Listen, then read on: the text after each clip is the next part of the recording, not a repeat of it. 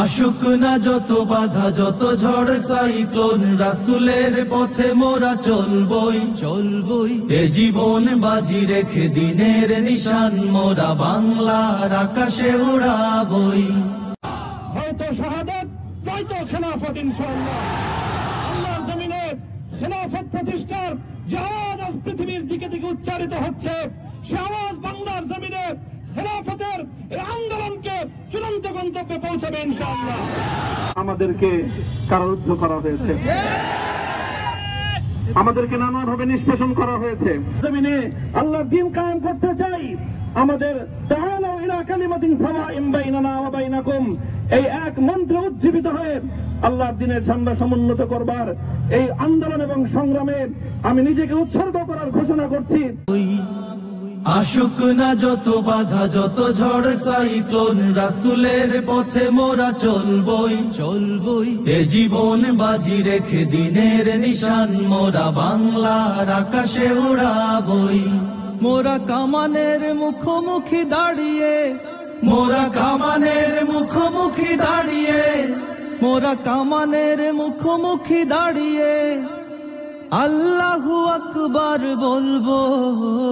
আশুক না যত বাধা যত ঝড় সাইক্লোন রাসূলের পথে মোরা চলবই এ জীবন বাজি রেখে দিনের নিশান মোরা বাংলার আকাশে উড়াবই। আম্মা বাদ, আউযু বিল্লাহি মিনাশ শাইতানির রাজীম। বিসমিল্লাহির রহমানির রহিম। لا تثريب عليكم اليوم يغفر الله لكم وهو أرحم الراحمين। صدق الله العظيم। সমবেত প্রাণপ্রিয় তৌহিদি জনতা, বিভিন্ন স্তরের ধর্মপ্রাণ মুসলমান ভাই ও বন্ধুগণ, ছাত্র বন্ধুগণ এবং প্রিয় এলাকাবাসী, আল্লাহ পাক রব্বুল আলামিনের শুকরিয়া আদায় করি। আল্লাহর দ্বীনের কথা বলার অপরাধে, আল্লাহর দ্বীনের বিজয়ের ঝান্ডা এবং কেতন উড্ডীন করার প্রত্যয় ব্যক্ত করার অপরাধে, আল্লাহর জমিনে আল্লাহর দ্বীন প্রতিষ্ঠার আন্দোলনের অপরাধে আমরা অনেক ভাই কারারুদ্ধ হয়েছিলাম। পর্যায়ক্রমে সকলেই আলহামদুলিল্লাহ জিন্দানখানার লৌহ প্রাচীর ভেদ করে মুক্ত জীবনে ফিরে এসেছেন। সর্বশেষ আজ আমার মুক্তির মধ্য দিয়ে 2021 সালে হেফাজতে ইসলাম বাংলাদেশ এবং এদেশের আলেম সমাজের উপর ইতিহাসের অন্যতম এক গভীর ষড়যন্ত্র এবং চক্রান্ত নির্যাতনের যে স্টিমগুলার পরিচালনা করা হয়েছিল, তার আজকে একটি প্রাথমিক অধ্যায়ের পরিসমাপ্তি ঘটল। অন্যায়ভাবে আমাদেরকে কারারুদ্ধ করা হয়েছে, বুলেটের আঘাতে আমাদের ভাইদেরকে হত্যা করা হয়েছে। আমরা যখন আমাদের সন্তানদের লাশ এবং তাদের সেই মরদেহকে সামনে রেখে আমরা যখন আমাদের ন্যূনতম প্রতিবাদটুকু উচ্চারণ করতে গিয়েছি, তখন আমাদেরকে কারারুদ্ধ করা হয়েছে,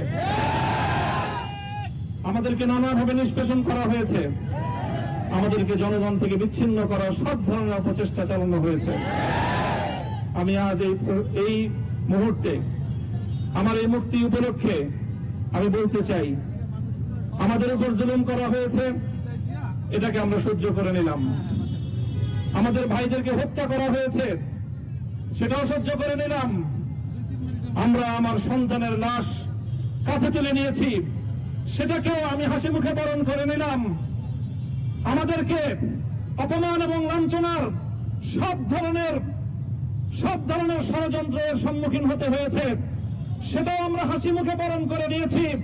কিন্তু আল্লাহর জমিনে আল্লাহ এবং তার রাসূলের কোন অসম্মান এক মুহূর্তের জন্য আমরা বরদাস্ত করে নেব।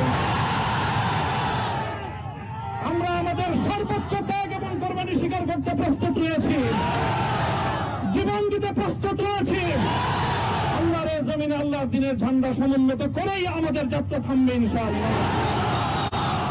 আমি বাংলাদেশের আলেম সমাজ, হেফাজতে ইসলাম বাংলাদেশ সহ বাংলাদেশ খেলাফত মজলিস সহ সকল ভ্রাতৃপ্রতিম সংগঠন, সকল ধর্মপ্রাণ, ইসলামপন্থী বিভিন্ন ছোটখাটো মতভেদ, মতবিরোধ, মত পার্থক্যের ঊর্ধ্বে উঠে যারা এলায়ে কালিমাতুল্লাহর এই এক বাণীতে বিশ্বাসী, আল্লাহর জমিনে আল্লাহর দ্বীন কায়েম করতে চাই, আমাদের তাআলাউ ইলা কালিমাতিন সাওয়াইন বাইনানা ওয়া বাইনাকুম এই এক মন্ত্র উজ্জীবিত হয়ে আল্লাহর দ্বীনের ঝান্ডা সমুন্নত করবার এই আন্দোলন এবং সংগ্রামে আমি নিজেকে উৎসর্গ করার ঘোষণা করছি।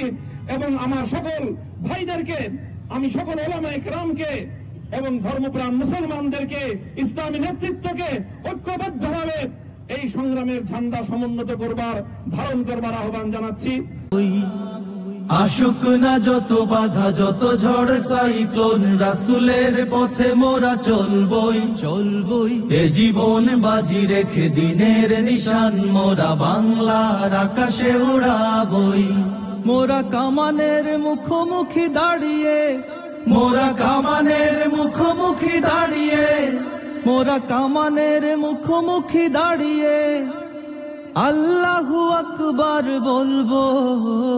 আসুক না যত বাধা, যত ঝড় সাইক্লোন, রাসূলের পথে মোরা চলবই চলবই। এ জীবন বাজি রেখে দিনের নিশান মোরা বাংলার আকাশে উড়াবই।